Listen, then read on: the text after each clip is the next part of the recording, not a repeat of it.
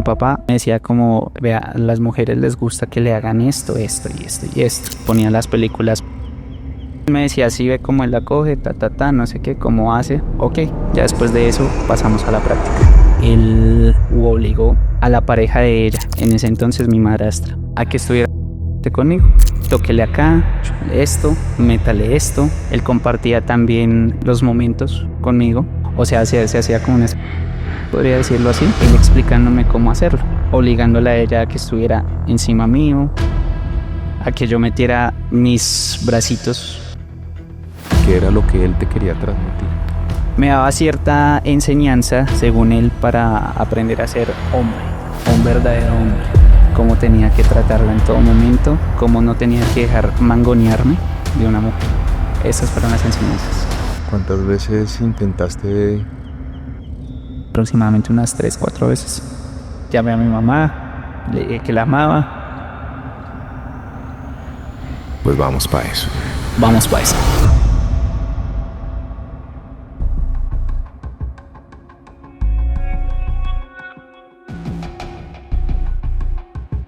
Y bueno, si ustedes tienen un caso que creen que merezca justicia, pues vamos para eso.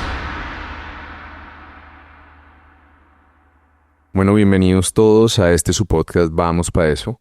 El día de hoy tenemos una historia muy impactante, muy particular y que seguramente entrará a desafiar todos los conceptos sociales, más que todo el machismo y de cómo en muchísimos escenarios historias tan duras como las de Brian, historias tan duras de abuso sexual y de violencia sexual, cuando son cometidas por una mujer, pues en muchos escenarios o se tratan de minimizar o relativizar, pero dejaré que Brian sea el que nos cuente su historia, sus particularidades y detalles.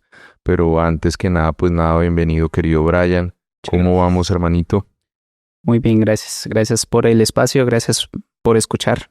No, aquí estamos para eso, para visibilizar estas realidades, estas historias y cuestionar muchos prejuicios y pretextos sociales que hay frente por parte de mujeres, ¿no?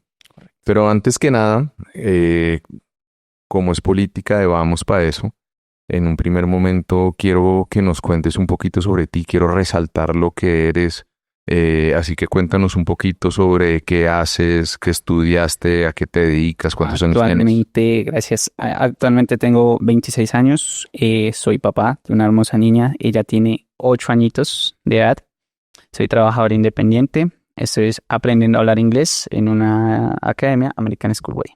Y bueno, me dedico más que todo a eso, a salir adelante, a darle como el mejor futuro y la mejor seguridad que pueda a mi hija. ¿A qué te dedicas tú?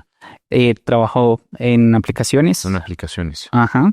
O a veces en eventos. Ok. En aplicaciones manejas tu moto. Sí, señor. ¿Y quieres aprender a hablar inglés para poder hacer qué? Bueno, uno, obviamente tener un ingreso más alto. 2, para aprender otro idioma e irme del país más adelante. Y 3, continuar con mis estudios. Me gustaría estudiar psicología. Bueno, en base a todo lo que he vivido, todo lo que he pasado, me gustaría estudiar psicología. Y más que todo es eso, es esa como la finalidad. Sabes que en el transcurso de la vida, pues los caminos a veces cambian, ¿no? Y la idea también de irte del país es tal vez para encontrar de pronto un mejor presente, un mejor futuro. Tal cual. ¿Y dónde has visto? ¿Qué te ha gustado? En Australia. ¿En Australia? O Canadá. Cualquiera Ok. de esos dos. Querido Brian, cuéntame un poquito sobre tu vida. Cuéntame un poquito de tú de dónde eres. Yo soy de acá de Bogotá, nacido acá en Bogotá. ¿Rolo? Mis padres sí. ¿Hincha de son qué? hincha de Millonarios.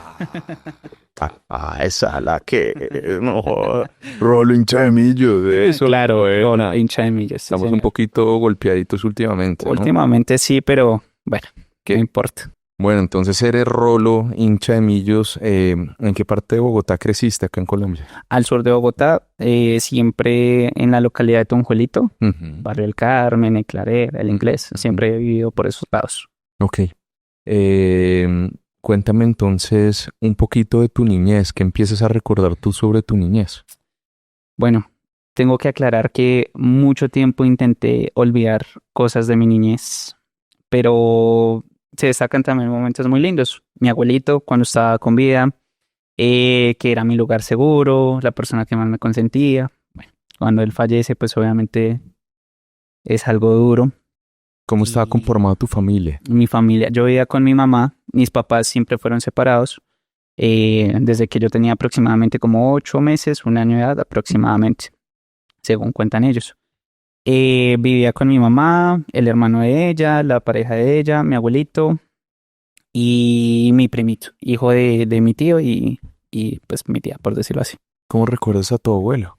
Mi abuelo como el lugar seguro, la protección, la alcahuetería, sí, siempre me consentía, siempre era una persona magnífica. Ok. ¿Y cómo se empieza a desarrollar esa infancia? Bueno, eh, por el lado cuando estaba con mi mamá, con mi abuelo, era muy bonito todo, pero pues cuando estaba con mi papá, en ese entonces pues no entendía muchas cosas, ¿no? Bueno, este señor me daba cierta enseñanza, según él, para aprender a ser hombre, un verdadero hombre. No sé si como ejemplo de cómo él era, quizás, pero me imagino que sí.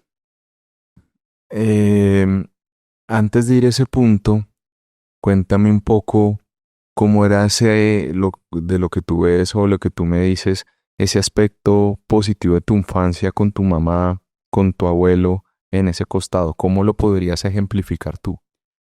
Por ejemplo, bueno, es que recuerdo mucho cuando mi abuelito consentía, compartía mucho tiempo con él. Digamos, si yo quería algo, él hacía el esfuerzo de conseguirlo, independientemente de los problemas que tuvieran como familia o como adultos. Ellos siempre me mostraban como una muy buena parte, ¿sí? Como el niño de la casa, ¿sí? El que tiene que salir adelante. Nunca me hizo falta nada. Mi mamá, gracias a mi mamá, nunca me hizo falta nada. Ella es una persona, una guerrera de la vida, que le tocó finalmente sola, como muchas madres de Ese- Colombia, de este país. ¿Dónde estudiaste? Estudié en el Colegio Rafael Delgado Salguero, al sur de Bogotá. Toda mi vida estudié ahí. Me gradué ahí como bachiller y técnico del SENA. Y bueno, hasta ahí. Querido Brian, ¿tu custodia la tenía tu mamá? Sí, sí, señor. Es decir, tú pasabas la gran mayoría del tiempo en la casa de tu mamá. Exactamente. Pero entonces entiendo que había ciertos momentos que tú ibas a la casa de tu papá. Correcto. Explícame un poco cómo era esa imagen de ser hombre, qué era lo que él te quería transmitir. Bueno, uno, lo que él me quería transmitir era seguridad, o es lo que intento entender, seguridad y más que todo el cómo tratar a una mujer. Ok. Esto en todo sentido, en la cama, cómo tenía que tratarla en todo momento, cómo no tenía que dejar mangonearme de una mujer. Esas fueron las enseñanzas. ¿Cómo era o qué recuerdas tú generalmente de cuando tenías que ir a la casa de tu papá? Bueno, en ese entonces pues no entendía muchas cosas dentro de mi inocencia. Más que todo era, me gustaba ir, me gustaba compartir con él, porque era la persona que no me regañaba, Mm. me hago entender. Mi mamá era la figura que decía la autoridad, como sí, como la que ponía las reglas, lo rígido, y mi papá era como más alcahuetería, por decirlo así. Tú mencionaste anteriormente que esa idea de cómo tratar a una mujer, de no dejarse mangonear, pero incluso mencionaste de cómo estar con una mujer. ¿Eso implicaba algo sexual? Bueno, panitas queridos, si llegaron a este momento importante del podcast, quiero pedir el favor de que se suscriban, de que nos sigan a nuestras redes para poder llegar a más personas, para que estas historias puedan conocerse por muchísima más gente y que podamos hacer mejores procesos investigativos. Continuemos con la historia. Sí, señor. ¿Cómo se desarrolló eso? ¿Cómo era esos aspectos? ¿Cómo supuestamente se daban esas enseñanzas? Bueno, todo empezó eh, cuando él Primero me ponía películas pornográficas tipo VHS, ¿m? Para que aprendiera.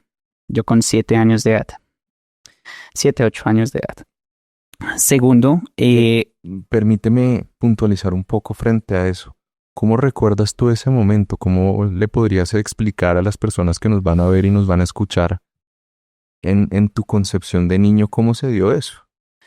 bueno, era como un ejemplo. Yo lo tomaba como un ejemplo. Él me decía como palabra de él, perrito, vea, esto se hace así, esto lo tiene que hacer así, para que usted más adelante sepa cómo hacer las cosas. ¿Mm?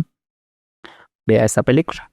Vuelvo y digo, él tenía un VHS, de esos cassettes viejísimos. Había una conversación previa. Ujú. Ok. Una conversación previa donde, vea, a las mujeres les gusta que le hagan esto, esto y esto y esto. Vea, ponía, las miraba obviamente, sin entender. Pero él me decía, así ve cómo él la coge, no sé qué, cómo hace. Ok, digamos que ese fue el tutorial, lo principal. Ya después de eso pasamos a la práctica. ¿Cómo fue eso? ¿Cómo pasamos a la práctica? Un día él pues, convenció u obligó, no sé realmente, a la pareja de ella, en ese entonces mi madrastra,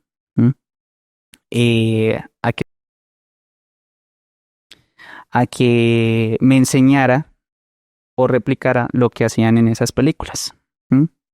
¿Cómo empezó? Él me decía,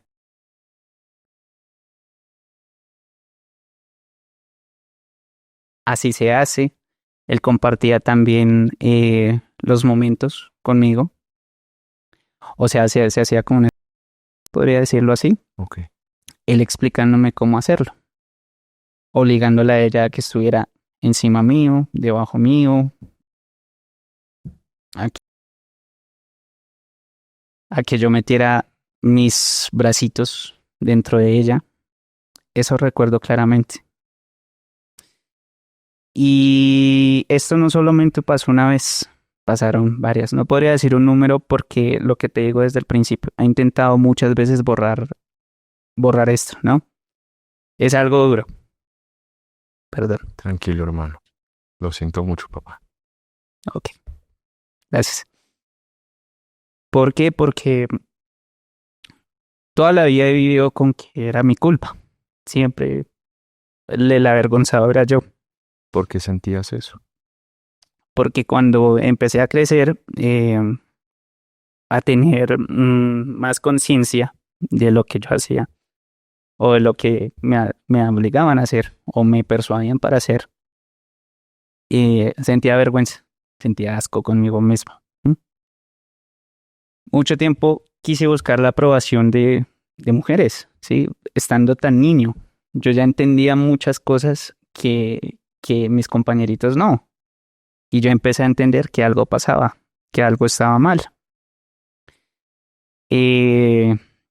Yo pensé que yo me iba a morir con esto guardado para toda la vida. No se lo iba a contar a nadie. Porque la primera vez que se lo conté a alguien, me dijeron, pero agradezca que fue con una mujer. Agradezca que no fue un hombre, ¿A quién le contaste eso? un amigo. Un ¿Tu amigo. misma edad? Ujú. Y las palabras fueron, bacano que fue una mujer. Yo hubiera querido lo mismo. Entonces yo dije, no estamos en el mismo círculo, o sea, el que realmente está mal soy yo. Eso fue lo que con eso viví mucho tiempo. Yo muchas veces quise acabar con mi vida, precisamente por ese mismo pensamiento. En ese entonces, bueno, llega mi hija a mi vida, que no digo que fue por coincidencia, sino siempre se lo he dicho a todas las personas que me conocen y que están a mi alrededor, que ella fue la que realmente me salvó a mí. Luego lo empecé a soltar un poquito más. Hablé con una persona, una amiga, una muy buena amiga. Ella me dio el apoyo, como que tranquilo, que estamos, no es su culpa, tal cosa. Y empecé a entender un poco más que realmente no era mi culpa. Claro. Antes de seguir, querido Brian, volvamos un poco a esa visión infantil de lo que te estaba sucediendo. Tú nos dices que no recuerdas en la totalidad cuántas veces sucedió, pero siempre era la misma metodología. Es decir, tu papá te decía a ti, si se puede decir papá, sí, porque él El abuelo. al igual que esta otra persona, esta mujer que participó en eso, tu madrastra. Siempre era la misma metodología, es decir, había una planificación previa y posteriormente había una ejecución conjunta de la situación. O a veces simplemente era espontáneo. Él me llevaba a la casa y estábamos ahí y empezábamos a hacer el acto. Él empezaba a decirle, venga, hágale esto, mientras que ella empezaba y ahí empezaba todo. Pero sí, la gran mayoría de veces empezaba con la previa de la... Siempre se ponía... Y no sé si es que él se calentaba y pues me ponía a hacer eso a mí y pues a la señora. A mí me pone a pensar porque pues mi papá era una persona demasiado agresiva con ella. Típicamente siempre la golpeaba, siempre la maltrataba. Recuerdo mucho, enfrente mío, muchas veces la cogía a patadas en el piso. Recuerdo tanto una vez que le volteó una olla con comida caliente a la señora en la cabeza porque no quedó como a él le gustaba. Todo eso enfrente mío. Tenía aproximadamente 7, 8, 9 años. Y me pone a pensar que ella quizás estaba obligada, pero pues en ese momento ella era mayor de edad. Ella pudo hablar. Ella pudo abstenerse a hacer muchas cosas. Y no solo pasó una vez, pasaron 2, 3 veces. Entonces no sé si en algún momento de pronto a ella también le generaba algún tipo de placer, ¿sí? Como de gusto, cogerle gusto a la cosa, quizás. No sé realmente ahí ella qué pudo haber estado pensando. ¿Cómo se llaman ellos? Se llama Jorge Alejandro. No sé qué edad tiene exactamente. Y la señora se llama Luz Dares. ¿Por qué no sabes qué edad tiene? No recuerdo en qué año nació él. Entonces no tengo presente la edad que él tiene. Sé que en este momento él debe tener como 48, 49 años aproximadamente. Sí. ¿Cómo podrías definir la relación con tu abusador? Oh, mala, pésima. Porque siempre estaba en contra de, pues uno, el maltrato a la mujer. Por todo lo que vi. Sí, y pues también en parte por las enseñanzas que me dio mi mamá. Sí.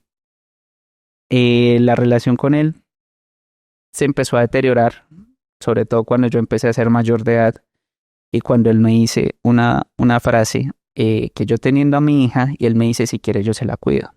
Y yo le dije en su vida, yo le voy a permitir que usted se acerque a mi hija. Jamás. Yo no estoy tan loco como para permitir esa estupidez. Y desde ese momento para acá, las cosas empezaron a deteriorar mucho. Ya habían más conflictos. Yo igual intenté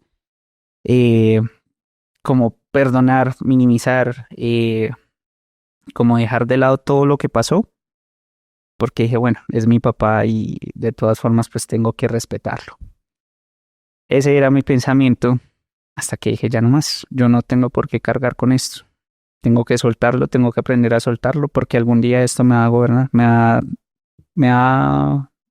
¿Destruir? Exacto. Y te estaba destruyendo. Totalmente. Querido Brian, tú nos empezaste a mencionar que hubo unos momentos en tu niñez que obviamente en medio de tu inocencia no comprendías lo que estaba sucediendo, consideraste que era normal lo que estaba sucediendo. Correcto. Y también nos mencionaste que en el camino empezaste a hacer unas reflexiones, empezaste a cuestionarlo, hablaste con un amigo sobre eso, él te dijo que menos mal no te habían accedido carnalmente a ti, aunque si hubo acceso carnal. Obvio. Ya, y ahorita te lo voy a explicar a ti y se lo vamos a explicar a todas las personas que nos vean. Pero ¿cómo podrías explicarnos cómo fue ese proceso de empezar a comprender que lo que te estaba pasando primero no era normal y hasta qué punto, y tú me dijiste que ya cuando llegaste a la mayoría de edad, ya terminaste de comprender no solamente primero que no era normal, pero segundo que eras víctima de un delito? ¿Cómo pudiste llegar a esas conclusiones? ¿Cómo fue ese proceso de evolución en tu niñez, en tu pubertad? En la Además? pubertad, sí, claro. Pues bueno, recuerdo mucho que en la niñez un profesor llama a mi mamá, le pone una cita. Yo siempre he sido muy bueno académicamente en el colegio, siempre he tenido primeros puestos, buenas notas, ¿sí? Entonces se me hizo raro. Pues yo nunca he sido de conflictos, nada de eso. Pero el profesor llama a mi mamá y le dice, venga, tengo algo que decirle. Lo que pasa es que él siempre está como buscando aprobación de sus compañeras, como sí, como querer estar abrazándolas, son actitudes, tienes que pues ponerle cuidado. Vuelvo y digo, esto era cuando yo tenía 14 años más o menos. Para mí era mi normal. Pero déjame interrumpirte un segundo. Aprobación era de pronto que te dijeran que era, no sé, que eras guapo Sí, o que sí, de o pronto como el fueras afecto, correspondido en el afecto. como en el afecto, sí, O- como en la aprobación de ellas. Y el profesor le dice como, póngale cuidado. A mi mamá se le hizo muy raro y me dijo, como venga, hijo, ¿qué pasa? No sé qué. Y ese momento fue un clip. Fue como, yo dije, venga, tiene razón, algo pasa. Empezaron en el colegio a dar clases sexuales o orientación sexual. Y yo dije, miércoles, si yo dijera que yo ya he pasado por esto, o sea, que eso, pues yo ya sé cómo es, pero aquí nos dicen que es educación sexual, o sea, algo está pasando. Con el pasar del tiempo empecé a entender por lo mismo, por las clases, más que todo fue por las clases de orientación y cada vez que yo empecé a crecer, perdón, cada vez que iba creciendo o que iba pasando el tiempo, pues yo iba comprendiendo que uno, que yo ya no era virgen, dos, que mi ex no había sido como yo hubiese querido que fuera y tres, pues por parte de ellos dos. Sin embargo, yo cargué con la culpa mucho tiempo, como te decía. La vergüenza la sentía era yo. El culpable de todo era yo. Uno, por no decir las cosas. Dos, porque no sabía si me iban a apoyar o no. Y el miedo, quizás al ser señalado por mi familia, por quizás mis amigos también, ese era más que todo el miedo. Y ahí empecé a entender. Y claro, no, porque es que imagínate tú a esa pequeña edad y empezar a vivir unas experiencias cuando uno en ese momento está explorando la vida, el juego y una cantidad de cosas, pero para absolutamente nada en su mente infantil está comprender o entender lo que Exacto. en algún momento tú eh, te abordaron o te dijeron que no dijeras nada o que tú eras el responsable de este tipo de cosas. ¿Cómo ellos afectaron tu psiquis en medio de esos escenarios? Mi papá me decía que no tenía que decir nada. Uno, que porque si decía algo, dejaba de yo ir a la casa de él o de compartir tiempo con él. Y dos, porque si yo decía algo, él me iba a dejar de querer. Él ya no iba a seguir yendo o compartiendo tiempo conmigo. Y la señora me decía que tenía que quedarme callado porque si no, mi papá se iba a poner bravo. Esa era como la persuasión para que yo no dijera nada cuando pequeño. Y pues yo dentro de mi inocencia le hacía caso. Tú me acabas de mencionar que tal vez en ese proceso de comprensión de un descubrimiento muy triste de lo que tú habías vivido en tu infancia, llegaste como punto final a la comprensión de que había sido.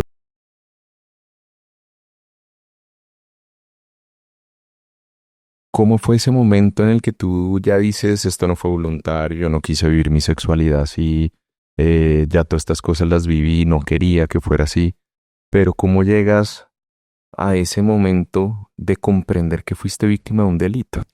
Bueno, en el momento que comprendo que fui víctima de un delito, De varios delitos. de varios delitos, de hecho, sí. Eh, Más que todo la culpa eh, y el sentirme con, o sea, yo mismo me sentía que daba asco, sí. Fue un choque emocional bastante fuerte, porque lo que te digo, la culpa me la echaba era yo. Yo pensaba que el culpable era yo. Independientemente de todo, yo decía, bueno, yo puedo decir algo, pero es que el señalado voy a ser yo. El que le van a decir cosas es a mí. Fue un choque brutal, brutal, donde tuve muchos episodios de ansiedad, depresión, de intentar atentar con mi vida. Eh, Mis amigos saben que lo que estoy diciendo es totalmente verídico, que yo intenté acabar Acá te lo creemos. con mi vida y gracias por eso. Fue un choque psicológico, emocional, conmigo mismo que no sabía qué hacer. Uno, no supe qué hacer, de hecho.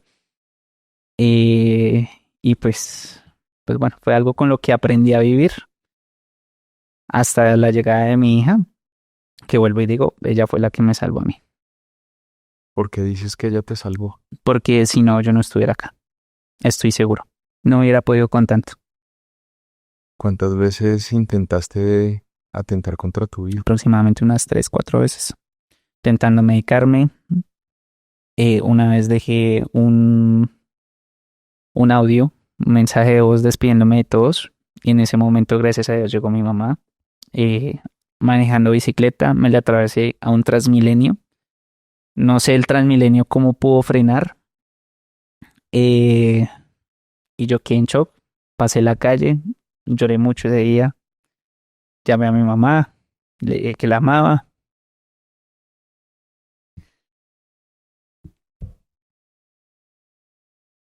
Entonces, cuando ella llegó, yo dije, uno, mi hija no puede crecer sin su papá, sin un verdadero papá.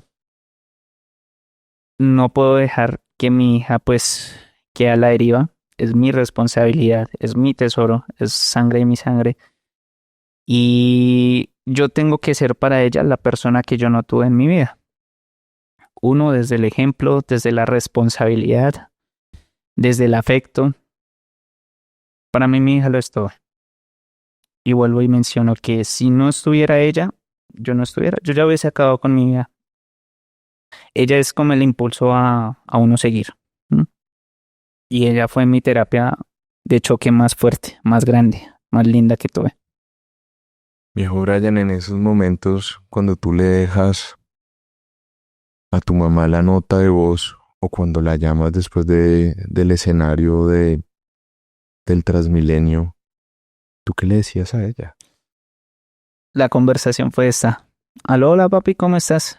Hola mami, estoy bien, ¿qué haces? No, no, papi, estoy haciendo la comida, lo estoy esperando. ¿Dónde viene?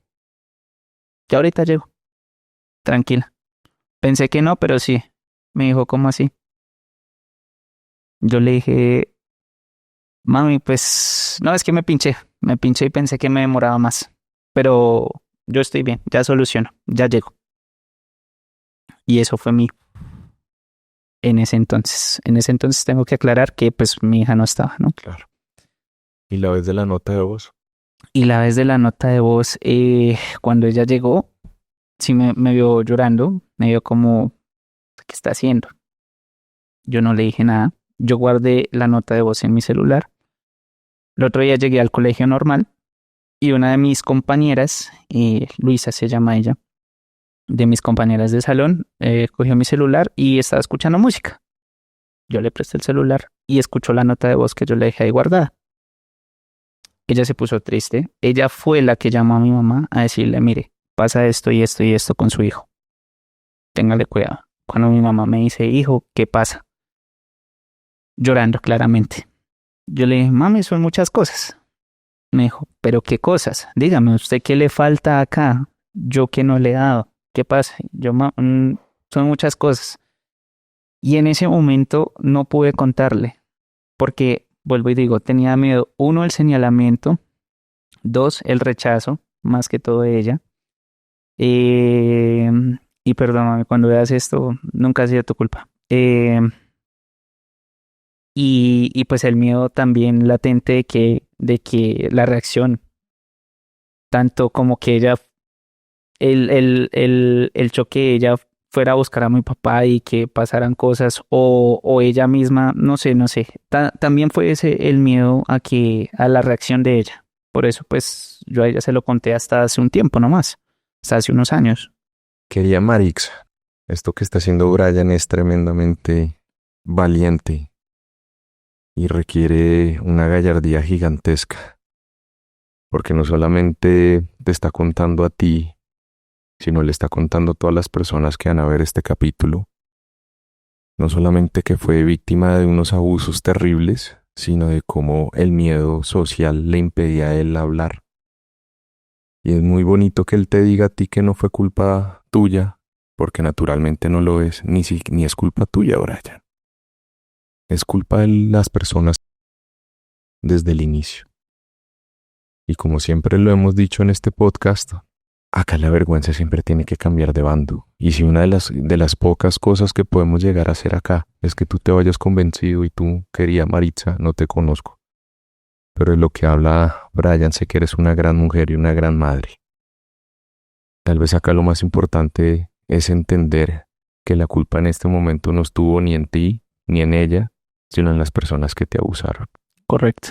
Y que toda la culpa y que toda la vergüenza, por eso este acto es tan liberador, por eso es que este acto de estar acá es tan rebelde contra una sociedad que pretende señalarte a ti como culpable o que te hizo sentir a ti como culpable y que te hizo creer que tú tenías que cargar la vergüenza, o porque simplemente por el hecho de que supuestamente fue dictaminado por tu padre y ejecutado por tu madrastra o los dos al mismo tiempo, era menos grave.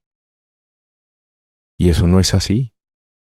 Los niños, los adolescentes también, en algunos escenarios, en este tipo de violencia. Y es absolutamente reprochable. Pero nunca va a ser tu culpa. Y eso es muy importante que te lo lleves por dentro. Ni nunca va a ser culpa tuya, querida Maritza. Fue culpa de una sociedad que obliga, en este caso, a callar. Y más aún en un supuesto escenario machista de creer que, al menos inicialmente como lo ejercía una mujer determinada por un hombre, pues era menos grave, y eso no es así. Pero eso es muy importante que se lo lleven por dentro. Ni la culpa, ni la vergüenza, y menos la responsabilidad. Siempre esto va a estar en manos del delincuente, del criminal sexual y de los criminales sexuales que te hicieron eso. Correcto, gracias. En algún escenario, querido Brian, ¿a ti te relativizaron esto? ¿Lo pormenorizaron? ¿Le quitaron la magnitud? Muchas veces. ¿Cuántas veces lo contaste y cuántas veces te dijeron o lo minimizaron? ¿Qué sentías tú? Uno, al inicio, la primera persona que le conté, pues que me dice, pero pues bacano, pues hubiera sido peor donde eso, chimba que a mí me hubiera pasado. Es que estamos hablando de un niño de 7 años. Es un niño de 7 años. 7, 8 años. Nada, donde todas apenas sabes ya leer, escribir, quizás. Es jugar a la pelota. Es jugar a la pelota con tus amigos en el parque. De los muñequitos Mira, animados. los muñequitos, en ese entonces pues era parabólica, los que tenían por cable. Y si no los tenías, pues ir al parque, jugar con tus amigos, jugar a la golosa, estar en el columpio. Es una niñez. Y cuando estas personas llegan y me dicen, bacano que no, o sea, hubiera sido peor donde usted lo hubieran accedido. aunque fue un acceso Un carnal. acceso carnal. Es un acceso carnal. Es un acceso carnal. Me pone a pensar que estamos en un mundo que tiene unos ideales muy rotos, muy Retorcidos. retorcidos y quizás algunas personas lo sigan diciendo y lo van a seguir diciendo. Y digan, pero pues fue con una mujer, bacano. Pues, yo hubiera querido lo mismo. Sí, porque yo ya lo he escuchado varias veces. ¿Quiénes te han dicho eso? Si quieres no digan nombres, pero dime de mi Amigos, familia, amigos. de mi familia, un tío. De amigos, muchos. Incluso en algún momento se lo llegué a contar a un compañero muy allegado del trabajo en ese entonces y me dijo lo mismo. Exactamente. Incluso de una mujer que increíblemente ella tiene un hijo de 3 años. ¿Cómo fue eso? Yo le conté a ella y me dijo, oiga, su caso es duro, pero pues hubiera sido peor donde usted lo hubieran accedido. Yo me quedé en silencio y le dije, me sorprende que usted, siendo mamá de un hijo varón, de un niño que tiene apenas 3 años, me lo diga. Yo le dije, ¿qué hubiese pasado o qué pasaría donde eso mismo le esté pasando a su niño? Se quedó en silencio y ella me dijo, no, yo me vuelvo loca. Yo le dije, por eso. Entonces no entiendo el por qué me estás diciendo en este momento que hubiese sido peor donde se quedó en silencio, no me supo qué responder. ¿Sabes cómo se llama eso? Pura revictimización. Correcto. Y una revictimización ahí marginal metida en el tapete donde la gente cree que no es malo decirle a una víctima de violencia que su caso no es tan grave, que menos mal no le pasó esto en medio de la ignorancia legal gigantesca, porque ahí sí me voy a anticipar un poco. El acceso carnal es cuando a ti, por cualquier cavidad, introducen algo, pero se ha comprendido en estos casos en particular es cuando que el hecho de realizar algún tipo o algún tipo que realice el menor en otra persona es acceso carnal. Es acceso carnal. Entonces es acceso carnal violento, ¿cierto? Porque no está a tu voluntad. Correcto. Técnicamente, dentro de la ley es acceso carnal abusivo en menor de 14 años, porque se parte de una idea, y así lo tengamos que explicar hasta el cansancio acá. Ningún menor de 14 años para la ley colombiana puede decidir si tiene sexo válidamente. Correcto. Cualquier acto sexual, como este o como cualquiera, con un menor de 14 años es acceso carnal abusivo en menor de 14 años, que tiene una pena de hasta 20 años de prisión, y eso sin los agravantes. Porque cuando uno ve la ley, le dice que cuando hay coparticipación criminal se aumenta hasta la mitad, o cuando hay una relación de afinidad o de consanguinidad, y eso en español mortal, ¿qué es?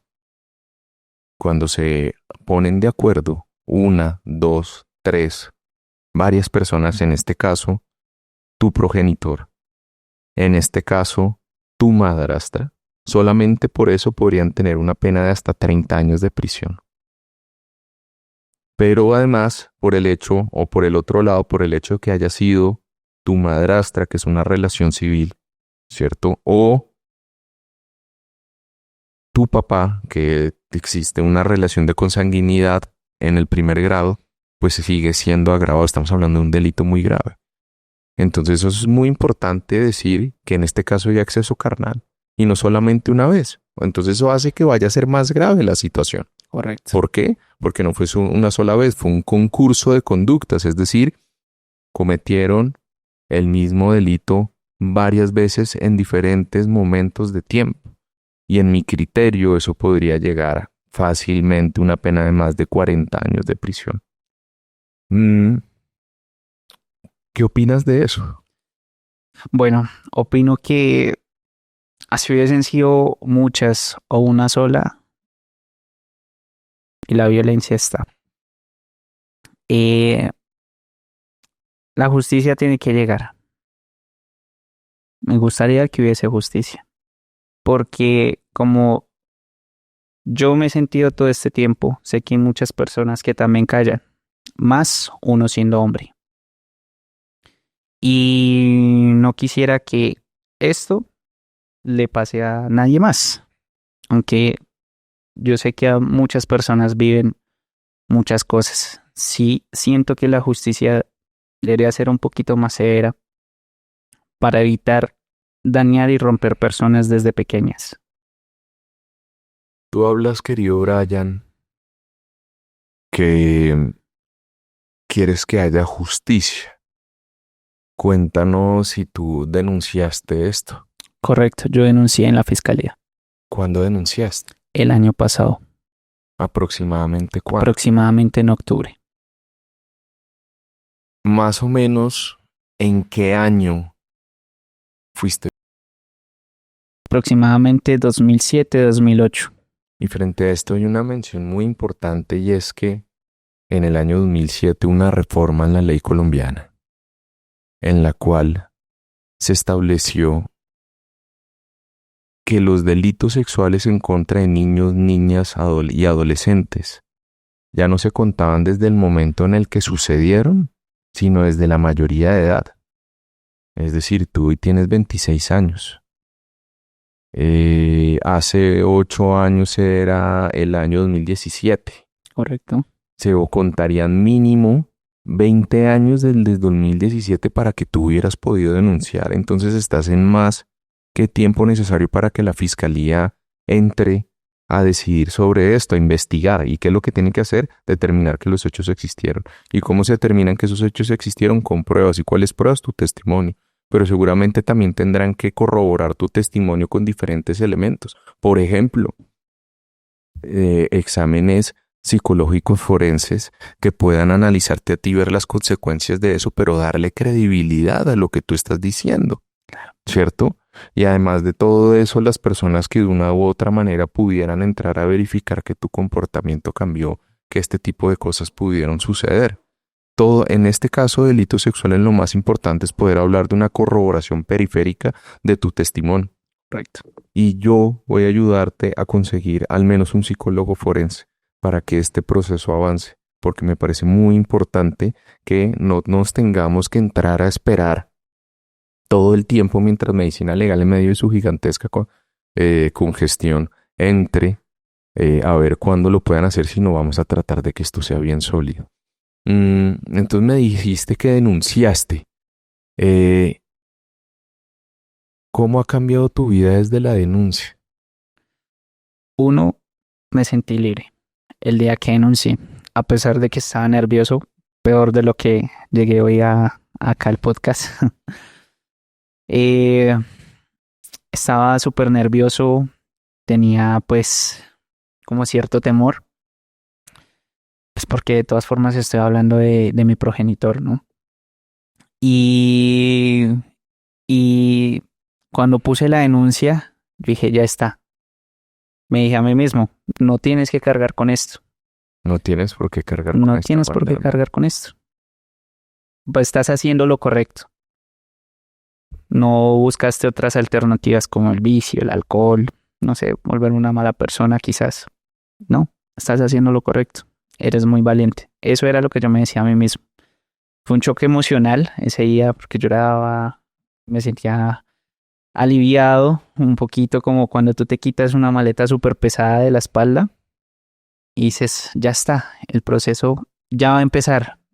Se demoren, listo. Sé que se va a demorar, sé que no va a ser un proceso tan rápido, pero tú, por tu parte, estás haciendo lo correcto. Adelante. No hay vuelta atrás. Ya no más.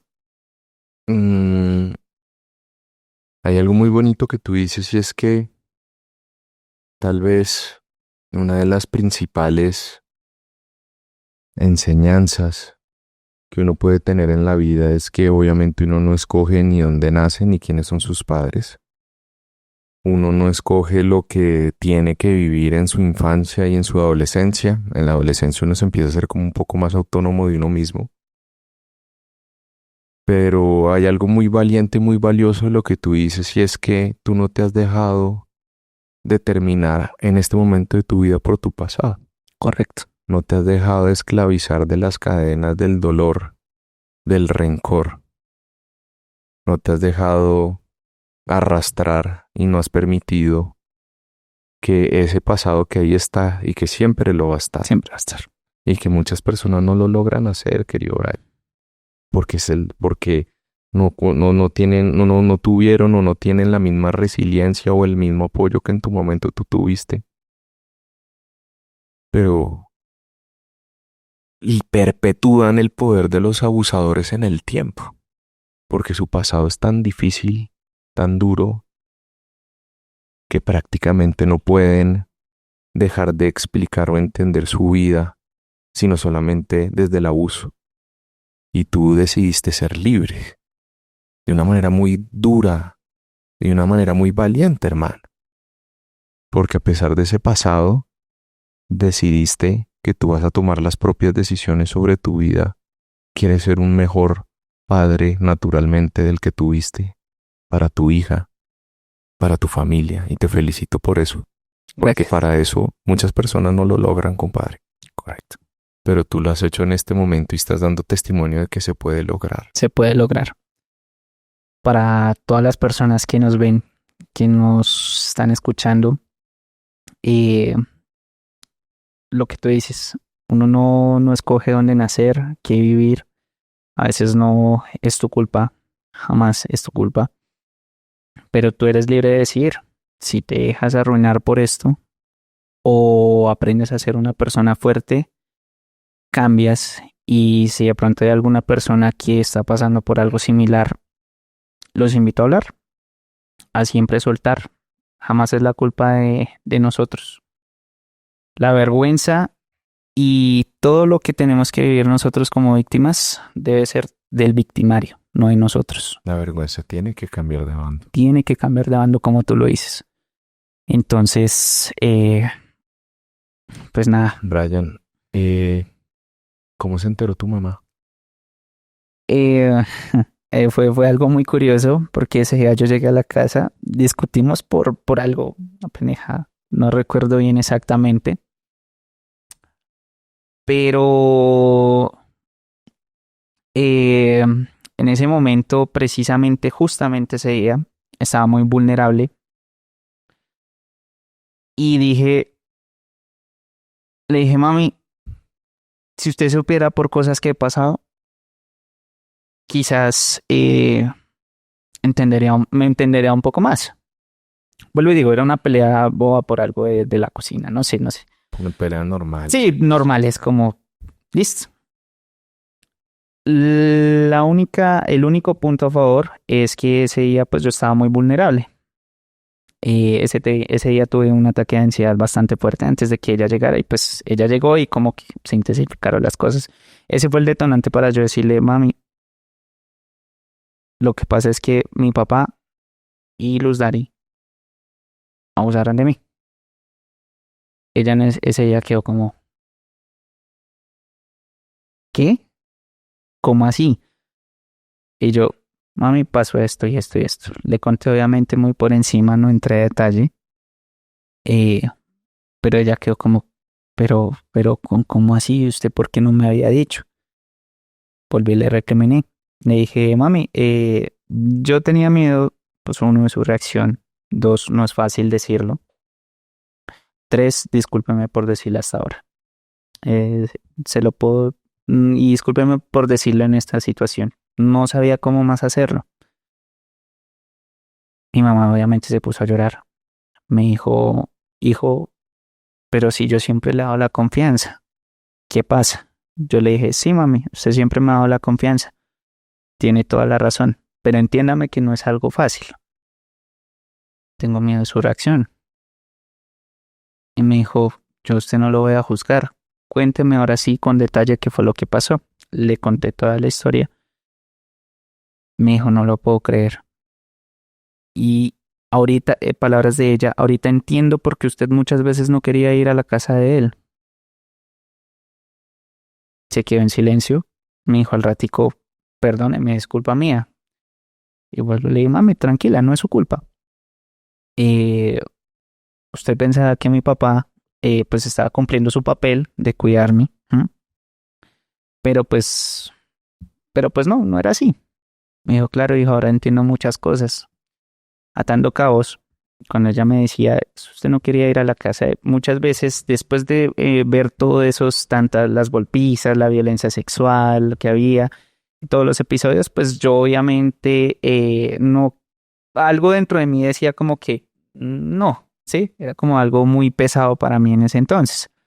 Pues mi mamá me decía, vaya donde su papá, es su papá. Y pues por eso volvía y ella me pide perdón más que todo por eso, por no haber de pronto entendido mi actuar. Ese tampoco es fácil. No es fácil, no es fácil. Y pues es que es algo muy, muy loco, muy turbio, porque cómo es posible que tu propio papá, la persona que dice amarte y actúa como si lo hiciera, haga ese tipo de cosas. ¿M? A ese labio. ¿Cuándo fue eso, hermano? Eso fue hace 3 años que yo le conté a ella. Hace 3 años. 2 años y medio, 3 años aproximadamente. ¿Eso ayudó en su momento para que tomara la decisión de denunciar? Correcto, correcto. Ese fue mi plus porque yo dije, si ya se lo cuento a ella, yo sé que puedo buscar justicia. Y la culpa no es ni mía, tampoco de mi mamá, porque ya empecé que no solamente, o sea, no solamente estaba cargado yo, sino ahora cargué a otra persona, muy importante en mi vida. Yo dije, no es justo. La acción la tengo que tomar yo y por eso decidí denunciar. Claro que sí, estás en todo lo correcto, eso me ayudó mucho a tomar el paso, a dar el paso. ¿Qué recomendaciones le darías tú a un padre? Siempre desconfíen de todo mundo. Cuiden a sus hijos como el tesoro que son. La gran mayoría de veces, y estudios lo dicen, creo que me vas a corregir si estoy equivocado, las violaciones o los abusos vienen de personas muy cercanas. Más del 85% es el mismo núcleo familiar. Correcto, es el mismo núcleo familiar. Siempre desconfíen de todo el mundo, siempre estén atentos a cualquier índice, a cualquier medio sospecha que ustedes tengan, Pequeños indicios. pequeños indicios. Ojo, pónganle cuidado porque algo puede estar pasando. Y busquen la verdad y siempre protejan a sus hijos. Ustedes como padres o madres, protejan a sus hijos a toda costa. Son sus tesoros, los tienen que cuidar como tal. Bueno, mira que aparte de el tema de 14 años, hay otros posibles delitos que se pueden dar ahí que sería bueno que se lo pudieras plantear a la fiscalía. Uno es el de 18 años y por regla general este delito pues trata de perseguir a los que tienen, almacenan, graban. Pero mira que acá también hay un punto en específico y es que también persiga a la persona que le exhiba de 18 años. ¿Qué? Solamente el hecho de que a ti te hubieran expuesto a contenido de edad se comete este delito y sería bueno que lo pudieras plantear dentro de tu proceso también. Y también hay dos delitos en particular uno que es el de inducción, que si bien nos dice que se busca que una persona se lucre económicamente, induciendo como a actividades sexuales a menores, mira que también ese delito permite que también se persigue a esa persona con hasta 20 años de prisión cuando se utilizan menores de edad para satisfacer deseos de o una persona mayor de edad. No y es muy importante porque incluso ni siquiera ese delito implica que sea menor de 14 años, sino menor de edad. Menor de edad. Y eso sería no otra conducta de 20 años. Entonces el hecho de que te hayan expuesto a pornografía siendo menor de edad ya es un delito de 18 años. El hecho de que hayan existido actos para darle placer a una persona con un menor puede ser también inducción ¿cierto? Obviamente los accesos carnales abusivos con menores de 14 años. Eso se tiene que presentar a la fiscalía para que dentro de un mismo caso, porque con una misma acción o con varias acciones se pueden cometer el mismo delito varias veces, que se llama un concurso homogéneo de conductas, o también cuando con una acción o con varias acciones se cometen varios delitos, se llaman un concurso heterogéneo de conductas. Eso obviamente lo tiene que saber bien la fiscalía y lo tiene que aplicar bien, pero digamos que son los delitos que en mi criterio se pueden cometer en tu caso, Ok. que obviamente son unas consecuencias muy graves. Hay algo muy importante y es hasta qué punto, en el caso incluso que tu madrastra hubiera sido obligada, ella cometería el delito, ¿cierto? Si hay un escenario, obviamente, en el que esta persona no estuviera actuando libremente, uno diría en una sola vez, entiendo, puede que no sea un delito, que ella no sea la abusadora, pero tú me dices y hay una cantidad de actuaciones en las que una persona puede o negarse o denunciar al menos esta situación que se cometió en muchísimos escenarios para poder acreditar que ella estaba siendo manipulada o ultrajada o obligada a cometer esas conductas.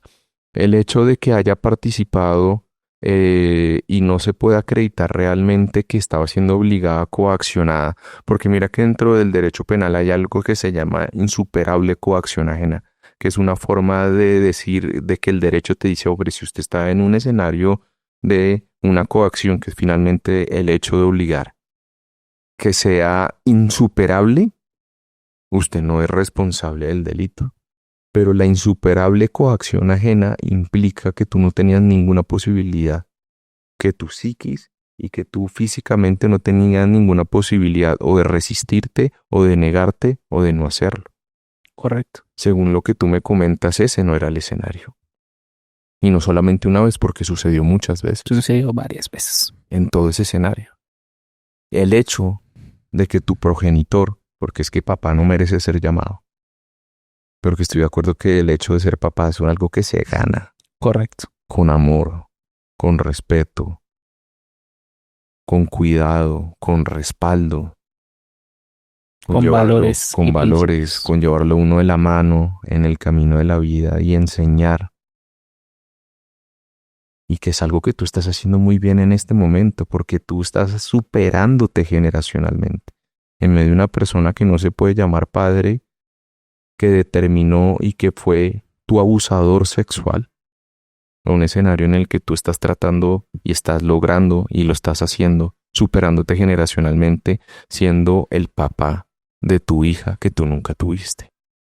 Pero en ese escenario, mi querido Brian, en ese escenario, esa persona, ese progenitor que determinó esos actos, responde por los accesos carnales abusivos, respondería por la inducción a la prostitución, respondería por la pornografía con menor de 18 años.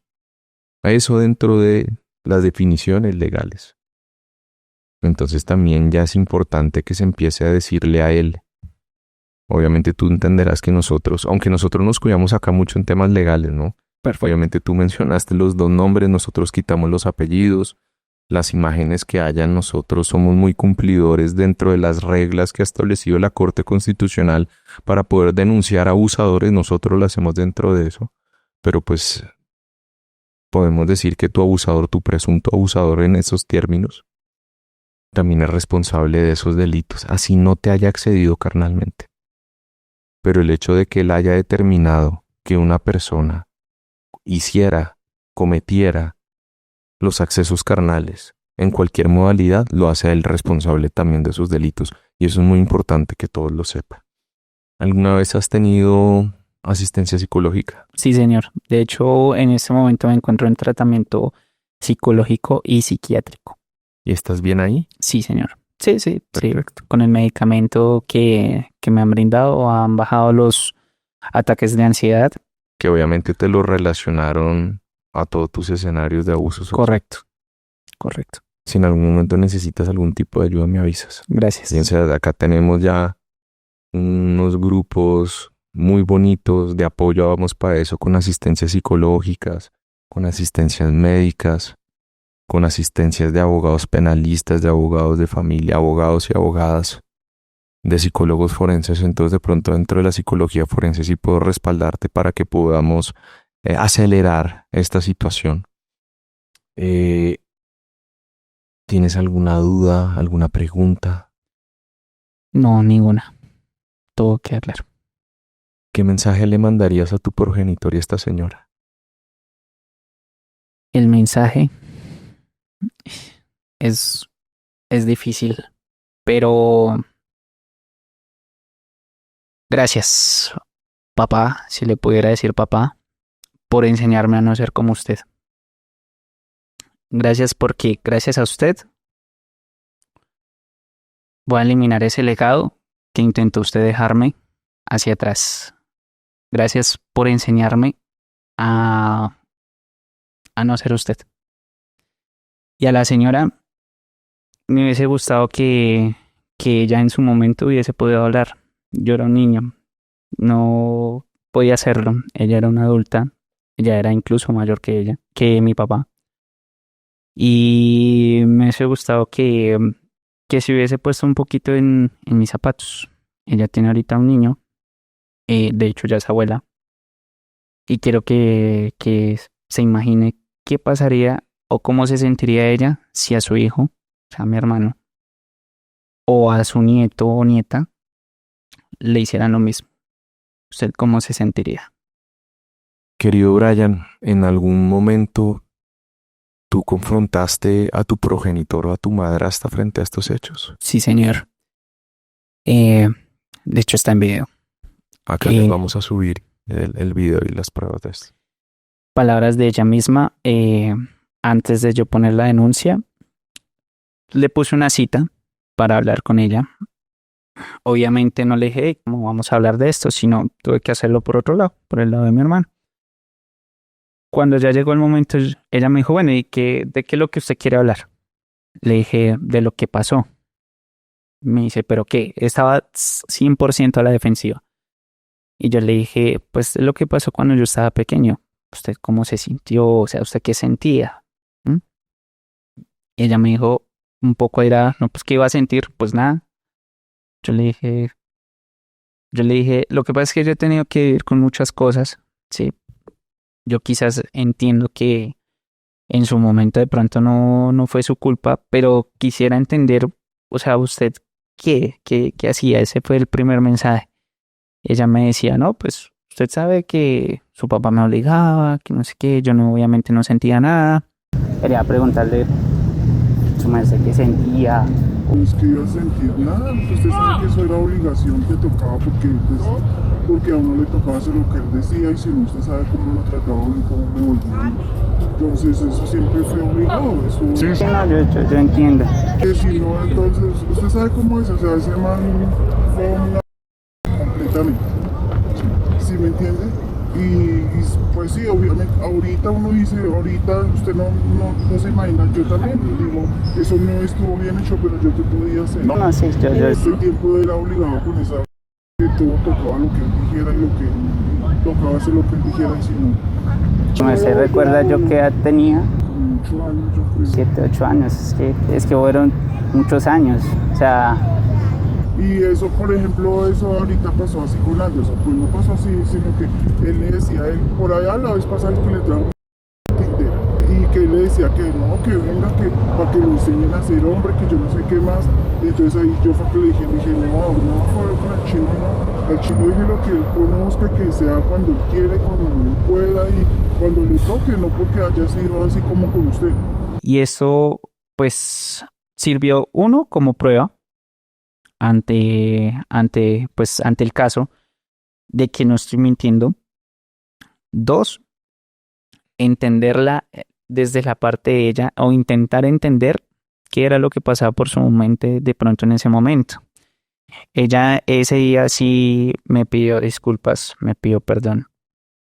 Me dijo que perdón por lo que pasó y yo volví y le recalqué, entienda que es que yo era un niño y que hubiese pasado donde hubiese sido al contrario, donde decía a mi hermano.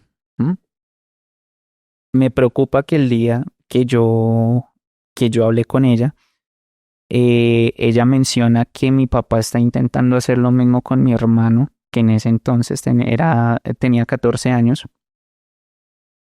Y yo le dije, ¿usted por qué permite eso? O sea, si ya pasó conmigo, si ya fue una experiencia tan amarga, ¿usted por qué permite que eso pase con mi hermano? O sea, ¿qué le pasa? Y ella me dice, es que yo no le quiero quitar su figura paterna. Y yo le recalco, eso no es una figura paterna, para nadie es un papá, así de sencillo. Usted permite que esas cosas pasen, usted va a dañar a mi hermana, usted va a permitir que lo dañen. Usted siendo una de las autoras de lo que a mí me pasó, yo le dije, no se imagina por lo mucho que yo he tenido que pasar todos estos años, casi 20 años, como para que usted vuelva y permita que eso se replique con mi hermana. Y ya cuando hablé con ella, terminé de hablar, la conversación fueron no más de 10 minutos, pero pues ya dije, con esto tengo un arma a favor o algo con lo que yo poder demostrar que es real lo que estoy diciendo. Pero fue un momento supremamente duro. Ese día también estaba muy, muy, muy nervioso. Ver a tu abusador otra vez frente a frente después de mucho tiempo, pues es difícil siempre, en cualquier aspecto. ¿Y a tu progenitor? A mi progenitor no lo veo hace aproximadamente, no dialogo con él hace aproximadamente 4 o 5 años. Pero a él sí lo he visto de cerca porque desgraciadamente vive en el barrio, donde a veces yo estoy compartiendo con mis amigos o algo, él pasa. Siempre que yo lo veo, me pongo mal, siempre. Mi mejor amigo, que le agradezco a él por siempre estar ahí, el marica siempre, él sabe, me dice, marica, ya, tranquilo, pasa nada, aquí estoy, aquí estamos, lleva su proceso, tranquilo. Entonces siempre es difícil verlo, siempre ver a tu abusador, uno libre, dos, pues estar presente, él siempre va a ser difícil. Bueno, hasta aquí ha llegado este capítulo. Si ustedes creen que tienen un caso que merezca justicia, pues vamos para eso. Vamos para eso. En Vamos Pa' Eso somos profundamente respetuosos de la presunción de inocencia y entendemos que esta solo puede ser refutada por un juez de la República. También consideramos que las personas que asisten a este podcast en la gran mayoría de los casos están ejerciendo su derecho constitucional a la libertad de expresión, materializada en su derecho al escrache, que no es otra cosa que poder denunciar públicamente en el marco de la imparcialidad, de la veracidad, del no hostigamiento virtual ni físico y naturalmente al no revelar datos personales que puedan individualizar e identificar a estas personas, cumplimos con los requisitos constitucionales del escrache. Es por eso que hacemos estos capítulos y es por eso que somos cumplidores de la ley y de la Constitución.